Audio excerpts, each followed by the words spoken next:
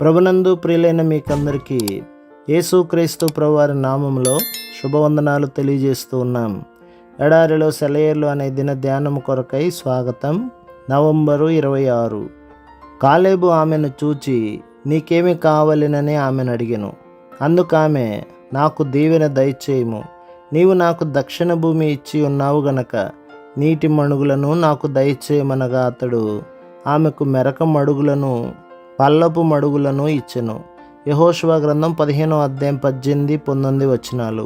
మెరక మడుగులు పల్లపు మడుగులు కూడా ఉన్నాయి. అవి ఓటలు, నీళ్లు నిలిచిన మడుగులు కాదు. ఎండవేడిమిలో శ్రమ బాధలు నిండిన ఎడారి భూముల్లో పైనుండి కురిసే ఆనందాలు ఆశీర్వాదాలు ఉన్నాయి. అక్సాకి కాలేబు దక్షిణ భూములనిచ్చాడు.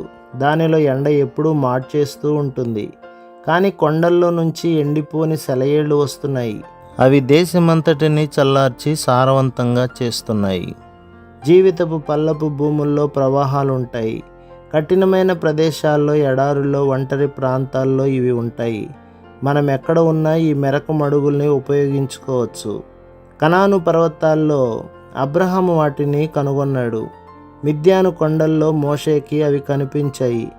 సిక్లగులో దావీదుకున్న సర్వస్వము నాశనమైనప్పుడు, అతని కుటుంబాన్ని అంతటినీ శత్రువులు చెరగొనిపోయినప్పుడు, అతని అనుచరులు అతన్ని రాళ్లతో కొట్టబోయినప్పుడు ఈ ఊటలు అతనికి కనిపించాయి. అతడు దేవునిలో తన్ను తానే ఓదార్చుకున్నాడు. చెట్లు ఎండిపోయినప్పుడు, పొలాలన్నీ వాడిపోయినప్పుడు హబక్కూకు ఈ ఊటలను కనుగొన్నాడు. వాటిలో నుండి దాహం తీర్చుకున్నాక అతడు పాట పాడాడు. నా రక్షణకర్త అయిన దేవుని యందు నేను ఆనందించెదను. సన్హెరీబు దాడి చేసిన కాలంలో యెషయాకి ఈ ఊటలు దొరికాయి. పర్వతాలు ఎగిరి సముద్రంలో పడిపోతున్నాయన్నంత కల్లోలం కలుగుతున్న విశ్వాసం మాత్రం తన పాట పాడుతూనే ఉంది. దేవుని పట్టణమును తన దారుల వలన ఆనందభరితము చేయునది కలదు. దేవుడే దాని మధ్యనున్నాడు, అది కదిలించబడదు. అగ్నిగుండాలలో హతసాక్షులు ఈ ఊటల్ని చూశారు. సంస్కర్తలు శత్రువులతో సంఘర్షణల మధ్య ఈ ఓటల్లోనిది తాగారు. మన హృదయాల్లో ఆదరణకర్త ఉంటే సంవత్సరం పొడుగునా మనకు అవి అందుబాటులో ఉంటాయి. దావీదుతో కలిసి చెబుదాం, నా జలధారలన్నీయు దేవా నీలో ఉన్నవి. ఈ ఊటలు ఎన్ని ఉన్నాయో, ఎంత ప్రశస్తమైనవో. దేవుని పరిపూర్ణతను చేజిక్కించుకోవడం ఎంత మంచిది. ఎడారి అంతు లేకుండా ఉంది, ఎడారి బోసిగా ఉంది. దాహం తీర్చే దారలు ఎక్కడున్నాయి?